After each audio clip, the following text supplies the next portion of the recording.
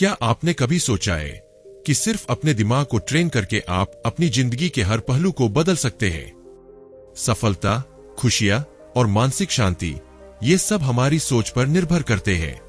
Kelvin W Nathan की train your mind हमें सिखाती है कि कैसे हम अपने दिमाग को रीप्रोग्राम कर सकते हैं ताकि हर चैलेंज हमारे लिए एक अवसर बन जाए। तो आइए जाने कैसे आप भी अपने विचारों को काबू में करके अपनी लाइफ को बदल सकते हैं। ऑथर बताते हैं कि हमारा दिमाग ही हमारी सबसे बड़ी ताकत है। अगर हम इसे सही तरीके से ट्रेन कर ले तो डर, नकारात्मक सोच और असफलता सब पीछे छूट जाते हैं। इस किताब में केल्विन हमें कुछ ऐसी टेक्निक्स और स्ट्रेटेजीज सिखाते हैं जिनसे हम मानसिक और भावनात्मक रूप से खुद को मजबूत बना सकते हैं। इस वीडियो में हम जानेंगे कैसे आप अपने दिमाग को नई ऊंचाइयों तक ले जा सकते हैं और अपनी लाइफ में वो बदलाव ला सकते हैं जिसका आपने हमेशा सपना देखा है। क्या आपने कभी सोचा है कि दिमाग को ट्रेन करना हमारे जीवन में कितनी बड़ी क्रांति ला सकता है? यह कोई साधारण काम नहीं है, लेकिन जब आप अपने विचारों को नियंत्रित करना सीख जाते हैं तो दुनिया की हर चुनौती आसान लगने लगती है। इस वीडियो में हम एक ऐसे व्यक्ति की कहानी पर बात करेंगे जिसने अपने दिमाग को प्रशिक्षित कर अपनी जिंदगी को पूरी तरह बदल डाला। यह प्रेरणादायक उदाहरण आपको दिखाएगा कि आप भी अपनी सीमाओं को पार कर सकते हैं। अनिल एक छोटे से गांव का लड़का था जिसने अपनी जिंदगी को सामान्य तरीके से जीने की आदत बना ली थी। उसके माता पिता किसान थे और उनका जीवन कठिनाइयों से भरा था। पर अनिल हमेशा सोचता, क्या मैं भी पूरी जिंदगी इसी तरह बिताऊंगा, या क्या मेरे पास ऐसा कुछ है जो मुझे मेरे सपनों के करीब ला सकता है। अनिल ने पढ़ाई में ध्यान देना शुरू किया, लेकिन मुश्किलें कहाँ पीछा छोड़ने वाली थीं। गांव में साधन कम थे और अक्सर लोग उसे हतोत्साहित करते थे। ये सब बातें उसके आत्मविश्वास को तोड़ रही थी। लेकिन अनिल ने एक निर्णय लिया, वह अपने दिमाग को प्रशिक्षित करेगा ताकि वह हर नकारात्मक विचार को मात दे सके। अनिल ने सबसे पहले यह तय किया कि हर सुबह वह ध्यान करेगा। यह आसान नहीं था, मगर उसने ठान लिया था। हर सुबह 10 मिनट का ध्यान। शुरुआती दिनों में मुश्किलें आईं, लेकिन धीरे धीरे उसने खुद को एक सकारात्मक सोच की तरफ मोड़ना शुरू कर दिया। उसे खुद पर यकीन होने लगा, मैं ये कर सकता हूँ। अनिल का आत्मविश्वास बढ़ने लगा और उसने खुद से यह कहना शुरू किया, मैं सफल होऊंगा। इन शब्दों का जादू होने लगा। हर चुनौती में उसे एक अवसर नजर आने लगा और वह पहले से कहीं अधिक आत्मविश्वास महसूस करने लगा। फिर एक दिन स्कूल में स्पीच कंपटीशन की घोषणा हुई। यह अनिल के लिए खुद को साबित करने का एक मौका था। मंच पर जाने से पहले वह नर्वस था, लेकिन उसने अपने दिमाग को कहा, मैंने तैयारी की है और मैं ये कर सकता हूँ। जब अनिल मंच पर पहुंचा, उसने गहरी सांस ली और आत्मविश्वास से बोला, मैं एक छोटे गांव का हूँ, पर मेरे सपने बड़े हैं। उसकी आवाज में जोश था और पूरे हॉल में सन्नाटा छा गया। लोग उसकी बातें ध्यान से सुन रहे थे। अनिल ने अपनी मेहनत, अपनी मुश्किलें और अपने सपनों के बारे में बात की और अंत में उसने कंपटीशन जीत ली। यह अनिल की जिंदगी का सबसे बड़ा पल था। इसने उसे सिखाया कि मेहनत और दृढ़ता से सब कुछ मुमकिन है। दिमाग को ट्रेन करने का असली मतलब अब उसे समझ आ गया था और वह अब रुकने वाला नहीं था। इस सफलता ने अनिल को न केवल स्कूल में बल्कि उसके पूरे शैक्षणिक जीवन में प्रेरित किए। उसने हर परीक्षा को एक चुनौती के रूप में लिया और सफलता की ओर बढ़ता रहा। उसने अपने कॉलेज में भी सबको दिखा दिया कि एक छोटे गांव का लड़का बड़े सपनों को साकार कर सकता है। अनिल की कहानी यह साबित करती है कि दिमाग को ट्रेन करना एक असाधारण ताकत है। जब हम अपने विचारों को नियंत्रित करते हैं तो कोई भी चुनौती बड़ी नहीं लगती। तो आप भी अपने दिमाग को ट्रेन कीजिए और देखिए कि कैसे आपका जीवन बदलता है। अध्याय 1, मानसिकता की शक्ति। सोचिए, अगर हम अपनी सोच बदल ले तो क्या कुछ नहीं बदल सकता। सकारात्मक मानसिकता अपनाकर हम अपने व्यक्तित्व में नई ऊर्जा और आत्मविश्वास का संचार कर सकते हैं। जीवन की दिशा खुद ब खुद बदल जाती है। नकारात्मक सोच, ये आपके विचारों, क्षमताओं और जीवन के हर पहलू को सीमित कर देती है। जब हम नकारात्मकता में फंसे रहते हैं तो सब कुछ असंभव सा लगने लगता है। जैसे अगर आपको एक बड़ा प्रोजेक्ट मिला है और आप बस डर रहे हैं, तो क्या आप उसे सफलतापूर्वक पूरा कर पाएंगे? नहीं, कभी नहीं। इसके विपरीत, अगर आपका नजरिया सकारात्मक है तो आप पूरे एक्साइटमेंट के साथ उसे अपनी अचीवमेंट बना सकते हैं। जब हम सकारात्मक सोच को अपनाते हैं तो हमारी दृष्टि और उद्देश्य स्पष्ट हो जाते हैं। हमें अपने लक्ष्यों को लेकर एक नई ऊर्जा मिलती है। कल्पना कीजिए, आप अपने जीवन के हर क्षेत्र में सफल होने की ओर बढ़ रहे हैं। कितना प्रेरणादायक है ना? केल्विन का कहना है कि यही वो सकारात्मक मानसिकता है जो हमें कठिन से कठिन परिस्थितियों में भी आगे बढ़ने का साहस देती है। हर परिस्थिति में हमारे पास यह स्वतंत्रता है कि हम उसे सकारात्मक या नकारात्मक दृष्टिकोण से लें। क्या गजब है! चुनना हमारे हाथ में है। मान लीजिए कि आप एक नया व्यवसाय शुरू करते हैं लेकिन सफल नहीं हो पाते। ऐसे में आप सोच सकते हैं, ओह, मुझसे नहीं होगा, या फिर मैंने इससे क्या सीखा। दूसरा चुनाव आपको अपनी गलतियों को सुधारने का अवसर देता है और फिर अगली बार सफलता पाने की संभावना कई गुना बढ़ जाती है। जब आप किसी कार्य में असफलता का सामना करते हैं तो क्या आप इसे सीखने का अवसर मानते हैं या फिर सिर्फ एक हार? सोचें, अगर आप हर असफलता को एक सकारात्मक नजरिए से देखें तो आप कितनी ऊंचाइयों तक पहुंच सकते हैं। सकारात्मक मानसिकता आपको हर असफलता को एक कदम आगे बढ़ने का अवसर मानने का साहस देती है। इस अध्याय में वह यही समझाते हैं, सोच बदलो, जीवन बदल जाएगा। अध्याय 2, ध्यान का महत्व और दिमाग को शांत करने की तकनीकें। क्या आप जानते हैं कि कुछ ही मिनटों का ध्यान, मेडिटेशन, कैसे आपकी ऊर्जा, मानसिक शांति और संतुलन को पूरी तरह बदल सकता है? सोचिए, अगर आपको अपने विचारों पर पूरा नियंत्रण मिल जाए तो कैसा होगा? केल्विन बताते हैं कि जब हम ध्यान करते हैं तो हमारा दिमाग उस समय के लिए सभी तनाव और उलझनों से मुक्त हो जाता है। अद्भुत! ध्यान हमारे मानसिक और शारीरिक स्वास्थ्य को सुधारने का सबसे सीधा तरीका है। बस कुछ ही मिनटों में तनाव गायब। यह हमें शांत, खुश और अधिक उत्पादक बना सकता है। रोज ध्यान करने वाला व्यक्ति अपने जीवन की प्राथमिकताओं को स्पष्टता से देख पाता है। मेडिटेशन हमारे भीतर की ऊर्जा को सही दिशा में मोड़ता है। ध्यान करते समय हमारा फोकस उस क्षण पर होता है और बाहरी दुनिया के सभी शोर शराबे को पीछे छोड़ देता है। क्या आपने कभी महसूस किया है कि ध्यान के बाद आपके भीतर नई ऊर्जा का संचार हो जाता है? यही है ध्यान की असली शक्ति। मेडिटेशन हमें हमारे विचारों पर काबू पाना सिखाता है। सोचिए, एक शांत और स्थिर मन नकारात्मक विचारों से डरता नहीं बल्कि उन्हें सकारात्मकता में बदलता है। केल्विन के अनुसार ध्यान की कुछ मिनट की प्रैक्टिस आपको दिन भर की भागदौड़ और तनाव से राहत दिला सकती है। हाँ, सिर्फ 10 मिनट में। केल्विन का सुझाव है कि हर व्यक्ति को दिन में कम से कम 10 से 15 मिनट ध्यान करना चाहिए। कल्पना कीजिए, सुबह उठकर कुछ मिनटों के ध्यान से आपका पूरा दिन ताजगी और शांति से भरा रहेगा।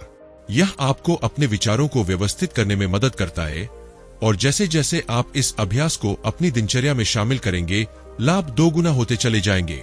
मेडिटेशन की शुरुआत में गहरी सांस लें, जैसे पहली बार जीवन में सांस ले रहे हो। गहरी सांस आपके शरीर को तुरंत रिलैक्स कर देती है और दिमाग भी शांत हो जाता है। केल्विन कहते हैं, एक बार आजमा कर तो देखिए।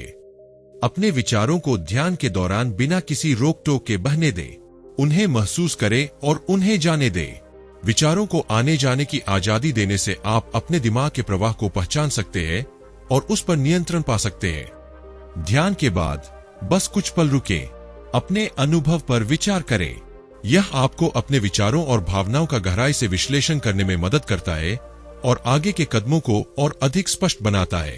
केल्विन का मानना है कि ध्यान का अभ्यास न केवल आपके दिमाग को शांत रखता है बल्कि आपके भीतर की ताकत को बढ़ाता है।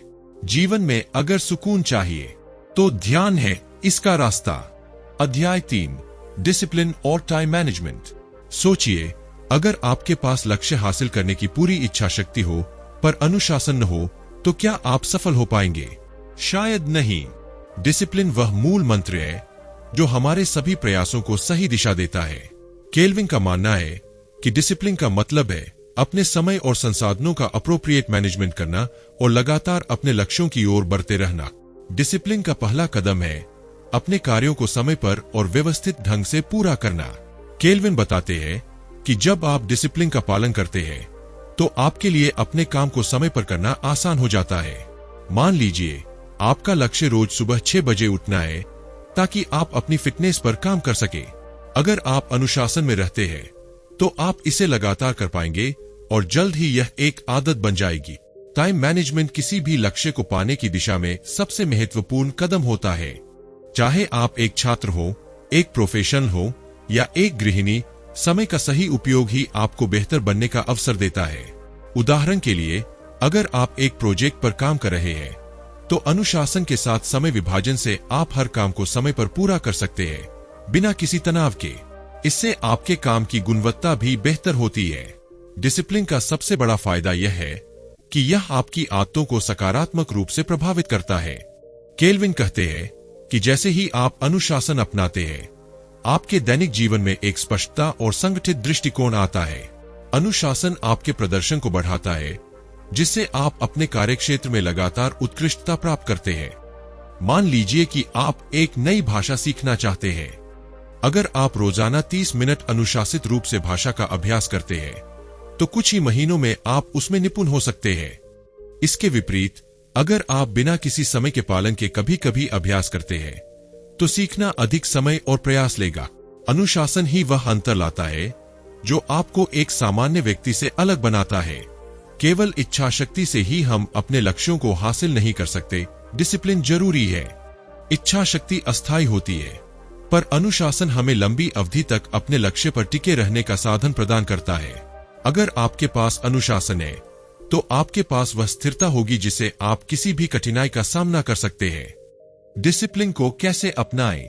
हर दिन की शुरुआत में अपने दिन का प्लान बनाएं। इससे आपको पता रहेगा कि कब क्या करना है। जैसे, अगर आप सुबह जल्दी उठना चाहते हैं, तो पहले से तय करें कि कितने बजे सोना है। प्राथमिकता से किए गए काम न केवल समय बचाते हैं, बल्कि काम की गुणवत्ता भी बढ़ाते हैं। केल्विन कहते हैं कि हर व्यक्ति को अपने काम को महत्वपूर्ण और कम महत्वपूर्ण में बांटकर पूरा करना चाहिए। डिसिप्लिन को आदत में बदलने का सबसे सरल तरीका है रोज इसका अभ्यास करना। शुरू में मुश्किल हो सकता है, पर धीरे धीरे यह आपकी जीवन शैली का हिस्सा बन जाएगा। डिसिप्लिन और टाइम मैनेजमेंट के बिना सफलता पाना बहुत मुश्किल है। डिसिप्लिन से आप न केवल अपने दिन को बल्कि अपने जीवन को भी सही दिशा में ले जा सकते हैं। अध्याय 4, मेंटल ब्लॉक्स को पहचानना और उन्हें दूर करना। क्या आप जानते हैं कि हमारे अपने मन में कितने अवरोध होते हैं, जैसे कि डर, संदेह और असुरक्षा की भावनाएं? ये सब हमारी प्रगति में बाधा डालते हैं। केल्विन बताते हैं कि इन अवरोधों को पहचानना और उन्हें दूर करना न केवल आवश्यक है, बल्कि यह आपकी सफलता के लिए एक महत्वपूर्ण कदम है। जब आप अपने फियर और डाउट को समझने लगते हैं, तो आप उन्हें दूर करने के लिए योजनाएं बना सकते हैं। जैसे, अगर आपको सार्वजनिक बोलने में डर लगता है, तो पहचानिए कि यह डर वास्तव में कहां से आ रहा है। क्या यह आपकी असुरक्षा से उत्पन्न होता है? जब आप इस डर का सामना करेंगे, तब ही आप इसे दूर कर पाएंगे। सेल्फ डाउट और फियर जैसी भावनाओं को काबू में रखना सफलता के रास्ते में सहायक होता है। केल्विन का कहना है कि ये भावनाएं आपको आपकी क्षमताओं को पहचानने से रोकती है। जब आप खुद पर विश्वास नहीं करते, तो आप अवसरों को खो देते हैं।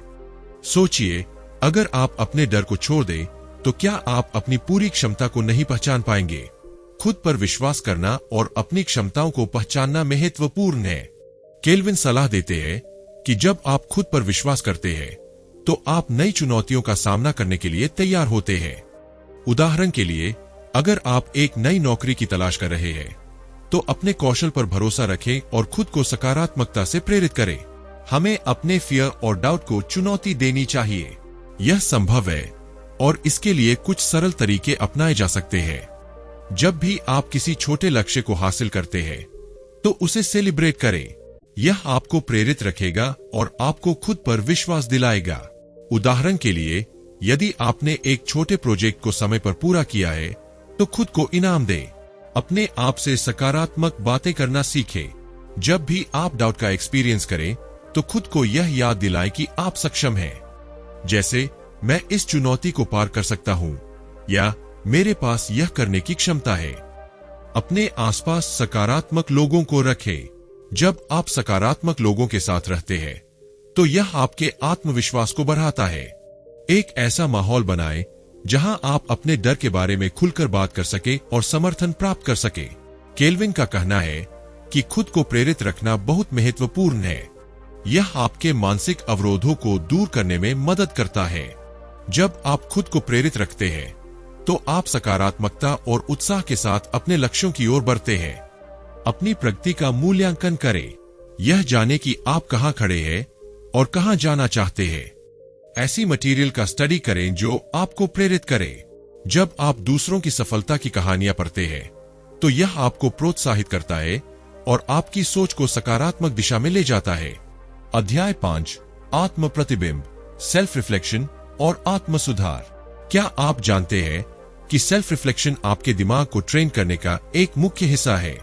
यह एक ऐसा प्रक्रिया है जिसमें आप अपने विचारों, कार्यों और कमजोरियों पर विचार करते हैं और उन्हें पहचानते हैं। सेल्फ रिफ्लेक्शन केवल एक साधारण प्रक्रिया नहीं है, यह आपकी आत्मा की गहराइयों में जाकर आपको खुद को बेहतर समझने का मौका देता है। सेल्फ रिफ्लेक्शन से आप खुद को बेहतर समझ सकते हैं। जब आप अपने विचारों और कार्यों का मूल्यांकन करते हैं तो आप अपनी सोच के पैटर्न को पहचान सकते हैं। केल्विन का कहना है कि यह समझदारी आपको अपने व्यवहार में सुधार लाने में मदद करती है। उदाहरण के लिए, अगर आप अक्सर किसी कार्य में देरी करते हैं तो आत्म प्रतिबिंब से आपको यह जानने में मदद मिलेगी कि आप इसे क्यों कर रहे हैं। क्या यह आपकी कार्य प्राथमिकताओं की कमी है? सेल्फ रिफ्लेक्शन आपकी कमजोरियों और ताकतों को पहचानने में मदद करता है। जब आप अपने कार्यों का विश्लेषण करते हैं तो आपको यह पता चल सकता है कि आपकी कौन सी आदतें आपकी सफलता में बाधा डाल रही है। मान लीजिए कि आप एक प्रोजेक्ट पर काम कर रहे हैं और आपने देखा कि आप हमेशा अन्य लोगों की मदद लेते हैं।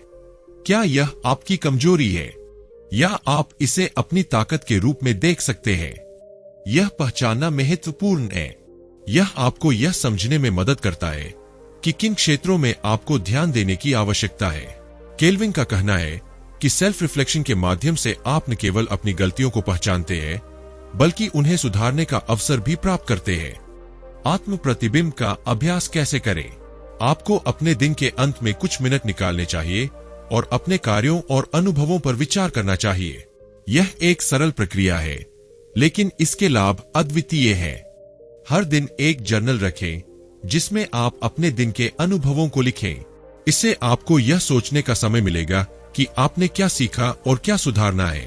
जैसे, आज मैंने काम में देरी की, अगली बार मैं इसे समय पर पूरा करने के लिए क्या कर सकता हूं? खुद से सवाल करें, जैसे, क्या मैं अपने लक्ष्यों पर ध्यान केंद्रित कर रहा हूं या क्या मेरे कार्य मेरे दीर्घकालिक लक्ष्यों से मेल खाते हैं? ये सवाल आपको अपने विचारों और कार्यों पर गहराई से सोचने का अवसर देंगे। एक व्यक्ति जिसका नाम राज है, एक नया प्रोजेक्ट शुरू करता है। जब वह अपने प्रोजेक्ट पर काम कर रहा होता है तो वह महसूस करता है कि वह लगातार दूसरों की मदद मांगता है और खुद का निर्णय लेने में असमर्थ है। दिन के अंत में राज सेल्फ रिफ्लेक्शन करता है और अपने जर्नल में लिखता है, मैंने आज कई बार मदद मांगी लेकिन मैंने अपने विचारों पर भरोसा नहीं किया। मुझे यह पता चला कि मुझे अपने निर्णय लेने की क्षमताओं पर भरोसा करना होगा। इस तरह राज ने अपनी कमजोरी को पहचाना और अपने सेल्फ रिफ्लेक्शन के माध्यम से सुधारने का निर्णय लिया। वह अगले दिन अपने विचारों पर ध्यान केंद्रित करता है और छोटी छोटी निर्णय लेने की कोशिश करता है। कुछ महीनों बाद राज महसूस करता है कि उसकी निर्णय लेने की क्षमता में सुधार हुआ है और उसने अपनी कमजोरी को ताकत में बदल दिया है। अध्याय 6, फोकस और ध्यान केंद्रित करना। क्या आप जानते हैं कि बिना फोकस के आप अपने लक्ष्यों तक नहीं पहुंच सकते? केल्विन डब्ल्यू नाथन इस अध्याय में इस बात पर जोर देते हैं कि अपने कार्यों पर ध्यान केंद्रित करना सीखना कितना महत्वपूर्ण है। जब आप बिना विचलित हुए अपने लक्ष्यों को प्राप्त करने पर ध्यान देते हैं तो आपकी सफलता की संभावना बढ़ जाती है। जब आप अपने कार्य पर ध्यान केंद्रित करते हैं तो आप अधिक प्रभावी ढंग से काम कर सकते हैं। क्या आपने कभी महसूस किया है कि जब आप अपनी पसंदीदा म्यूजिक सुनते हैं या किसी शांत स्थान पर होते हैं तो आप कितनी तेजी से कार्य पूरा कर लेते हैं? उदाहरण के लिए, यदि आप एक महत्वपूर्ण प्रोजेक्ट पर काम कर रहे हैं और आपके चारों ओर शोर है तो आपकी उत्पादकता प्रभावित हो सकती है। लेकिन यदि आप उस शोर को दूर कर देते हैं और अपने कार्य पर ध्यान केंद्रित करते हैं तो आप समय में अधिक काम कर सकते हैं। फोकस बनाए रखने के लिए व्यवधानों से बचना जरूरी है। क्या आप जानते हैं कि आपके फोन की हर पिंग आपके ध्यान को भंग कर सकती है?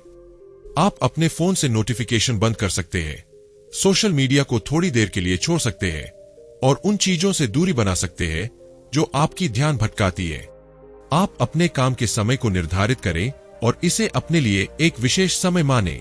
जैसे, मैं अगले 1 घंटे तक केवल इस प्रोजेक्ट पर काम करूंगा। यह ध्यान केंद्रित करने के लिए एक शानदार तरीका है।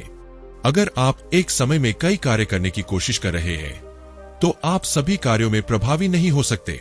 उदाहरण के लिए, जब आप फोन पर बात कर रहे हैं और उसी समय ईमेल भी देख रहे हैं, तो दोनों कार्यों में आपकी दक्षता कम हो जाती है। क्या आप जानते हैं कि इस तरह की मल्टीटास्किंग कितनी निराशाजनक हो सकती है? इसलिए आपको एक समय में एक कार्य पर ध्यान केंद्रित करना चाहिए ताकि आप अपनी पूरी ऊर्जा उस कार्य में लगा सके। एक छात्र का नाम संजय है। वह एक परीक्षा की तैयारी कर रहा है, लेकिन उसके आसपास का माहौल उसे डिस्ट्रैक्टेड कर रहा है। संजय ने निर्णय लिया कि उसे अपनी पढ़ाई पर फोकस करना है। उसने अपने फोन को साइलेंट मोड पर रखा और अपने कमरे में जाकर पढ़ाई करने लगा। वह एक समय में केवल एक विषय पर ध्यान केंद्रित करता है। इसके परिणामस्वरूप संजय ने न केवल अधिक जानकारी हासिल की, बल्कि उसे विषयों को समझने में भी मदद मिली। संजय ने यह भी पाया कि जब वह ध्यान केंद्रित करता है, तो वह अपनी पढ़ाई में भी मजा लेता है। क्या आपको नहीं लगता कि फोकस रखने से आपको अधिक आत्मविश्वास मिलता है? उसने ध्यान दिया कि उसके प्रदर्शन में सुधार हुआ है और उसे अच्छे अंक भी मिले हैं। उसकी सफलता ने उसे यह सिखाया कि अगर आप अपने लक्ष्यों पर ध्यान केंद्रित करें, तो आप किसी भी समस्या को पार कर सकते हैं। अध्याय 7, सकारात्मक आदतों का निर्माण। क्या आप जानते हैं कि हमारी आदतें ही हमारी पहचान बनाती है? आदतें धीरे धीरे बनती है और इन्हें एडवांस करने के लिए पेशेंस और रेजोल्यूशन की आवश्यकता होती है। यदि हम सकारात्मक आदतों का निर्माण करते हैं, तो यह न केवल हमारे व्यक्तिगत जीवन को बदल सकता है, बल्कि हमारे पेशेवर जीवन में भी सकारात्मक प्रभाव डाल सकता है। क्या आपने कभी सोचा है कि एक साधारण आदत जैसे हर सुबह 1 गिलास पानी पीना आपके स्वास्थ्य को कैसे प्रभावित कर सकती है? छोटे छोटे बदलाव जैसे सुबह की शुरुआत एक अच्छी किताब पढ़ने से करना आपके मानसिक स्वास्थ्य को तरोताजा रख सकता है। जब हम छोटी छोटी आदतों को अपने जीवन में शामिल करते हैं, तो यह हमें बड़े लक्ष्य हासिल करने में मदद कर सकता है। उदाहरण के लिए, अगर कोई व्यक्ति रोजाना सिर्फ 10 मिनट टहलने की आदत डालता है, तो यह उसके स्वास्थ्य में न केवल सुधार लाएगा, बल्कि उसके दिन भर की ऊर्जा को भी बढ़ाएगा। क्या आप जानते हैं कि पॉजिटिव थिंकिंग और रेगुलर एक्सरसाइज करने से आप मानसिक और शारीरिक रूप से कितने मजबूत बन सकते हैं? जब आप नियमित रूप से व्यायाम करते हैं, तो आपका सेल्फ कॉन्फिडेंस बढ़ता है और आप अपनी क्षमता पर विश्वास करने लगते हैं। एक अध्ययन में यह पाया गया है कि जो लोग नियमित व्यायाम करते हैं, वे न केवल स्वस्थ रहते हैं, बल्कि उन्हें तनाव कम करने में भी मदद मिलती है। क्या यह सुनकर आपको प्रेरणा नहीं मिलती? डिसिप्लिन ही सफलता की कुंजी है। यदि आप अपने लक्ष्यों के प्रति डिसिप्लिन रहते हैं, तो आप उन आदतों को बनाए रखने में सक्षम होंगे जो आपको आगे बढ़ाने में मदद करती है। दृढ़ संकल्प ही आपको तब भी आगे बढ़ने में मदद करेगा जब परिस्थितियां आपके अनुकूल न हो। उदाहरण के लिए, अगर आप रोज सुबह जल्दी उठने की आदत डालते हैं, तो शुरुआत में यह मुश्किल लग सकता है, लेकिन जब आप इसे नियमित रूप से करते हैं, तो धीरे धीरे यह आपकी दिनचर्या का हिस्सा बन जाता है। हर सुबह अपनी दिनचर्या की योजना बनाएं। यह आपके कार्यों को व्यवस्थित रखने में मदद करेगा और आपको यह सुनिश्चित करने का मौका देगा कि आप सकारात्मक आदतों पर ध्यान केंद्रित कर रहे हैं। छोटी छोटी आदतें बनाने के लिए छोटे लक्ष्यों को निर्धारित करें।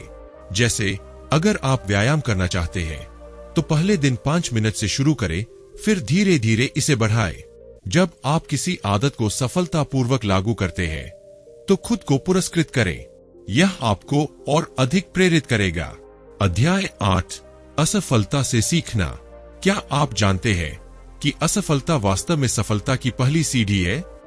असफलता को एक सबक के रूप में स्वीकार करना चाहिए, क्योंकि यह आपके जीवन में सुधार लाने का एक सुनहरा अवसर होती है। हर बार जब आप असफल होते हैं, तो यह आपके लिए कुछ नया सिखाने का मौका है। असफलता एक ऐसा अनुभव है जो हमें वास्तविकता का सामना कराता है।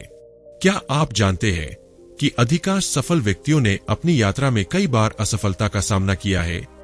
उदाहरण के लिए, टॉमस एडिसन को ही ले, जिन्होंने बल्ब का आविष्कार किया। उन्होंने कहा था मैंने सफलतापूर्वक 10,000 तरीके खोज लिए हैं जिनसे एक बल्ब नहीं जलता। क्या यह नहीं दर्शाता कि असफलता कैसे हमें आगे बढ़ने के लिए प्रेरित कर सकती है? हर असफलता एक नया सबक है। क्या आपने कभी महसूस किया है कि जब आप किसी चीज में असफल होते हैं तो आप उसे सीखकर और भी मजबूत बनते हैं? असफलता से मिलने वाली सीख आपको अपने कार्यों को और बेहतर बनाने में मदद करती है। उदाहरण के लिए, यदि किसी छात्र ने परीक्षा में अच्छा परफॉर्मेंस नहीं किया तो यह उसके लिए सेल्फ एनालिसिस करने और अपनी स्टडी तकनीक को सुधारने का मौका है। असफलता को एक अवसर की तरह देखना चाहिए। असफलता को एक अवसर के रूप में देखने का दृष्टिकोण बदल सकता है। क्या आपको याद है जब आपने पहली बार साइकिल चलाना सीखा था? शुरुआत में आप गिरे थे, लेकिन क्या आपने कभी सोचा कि यह गिरे बिना चलाने की कला नहीं सीख पाते? जब आप गिरते हैं तो आप समझते हैं कि आपको अपने संतुलन को कैसे बनाना है। असफलता को एक अवसर की तरह देखकर हम अपने लक्ष्यों की ओर और मजबूती से बढ़ सकते हैं। जब भी आप असफल होते हैं, अपने कार्यों का एनालिसिस करें, जाने की कहां कमी रह गई और क्या बेहतर किया जा सकता था। यह आपको सुधारने में मदद करेगा। असफलता के बारे में सोचने का तरीका बदले। हर असफलता को एक सीखने के अनुभव के रूप में देखें। याद रखें, असफलता केवल एक कदम पीछे हटने का नाम है, ताकि आप अगले कदम में और भी मजबूती से बढ़ सके। अपने बड़े लक्ष्यों को छोटे छोटे लक्ष्यों में बांटें। जब आप एक छोटे लक्ष्य को हासिल करते हैं तो इससे आपके सेल्फ कॉन्फिडेंस में ग्रोथ होती है। दोस्तों, आज हमने ट्रेन योर माइंड की कुछ महत्वपूर्ण बातें सीखी। किताब का मूल संदेश यह है कि हमारी सोच और मानसिकता हमारे जीवन के हर पहलू को प्रभावित करती है। लेखक ने हमें सिखाया कि कैसे अपने विचारों को पॉजिटिव और प्रोडक्टिव डायरेक्शन में मोड़ना है, जिससे हम अपनी क्षमताओं को अधिकतम कर सके। इस किताब में दिए गए तकनीकों और रणनीतियों का पालन करके हम न केवल अपने पर्सनल बल्कि कमर्शियल लाइफ में भी सफलता प्राप्त कर सकते हैं। लेखक ने मेडिटेशन, सेल्फ रिफ्लेक्शन और पॉजिटिव सेल्फ टॉक के माध्यम से अपने मानसिक स्वास्थ्य को सशक्त बनाने पर जोर दिया है। यदि आप अपने विचारों को कंट्रोल करना और उन्हें पॉजिटिव डायरेक्शन में मोड़ना चाहते हैं तो ट्रेन योर माइंड एक बेहतरीन गाइड साबित हो सकती है। याद रखें, हमारा मस्तिष्क एक अद्भुत इक्विपमेंट है और इसे सही दिशा में ट्रेन करने से हम अपनी सीमाओं को पार कर सकते हैं। अगर आपको यह वीडियो पसंद आया हो तो कृपया लाइक और सब्सक्राइब करें। आपके विचारों का हमें इंतजार रहेगा और हम चाहते हैं कि आप इस पुस्तक से अपने अनुभव शेयर करें। क्या आपने इस किताब को पढ़ा है? क्या आपकी मानसिकता में बदलाव आया है? आपका बहुत धन्यवाद। अगली बार फिर मिलेंगे एक नई किताब के सारांश के साथ। तब तक के लिए अपने मन को सकारात्मक दिशा में ट्रेन करते रहें।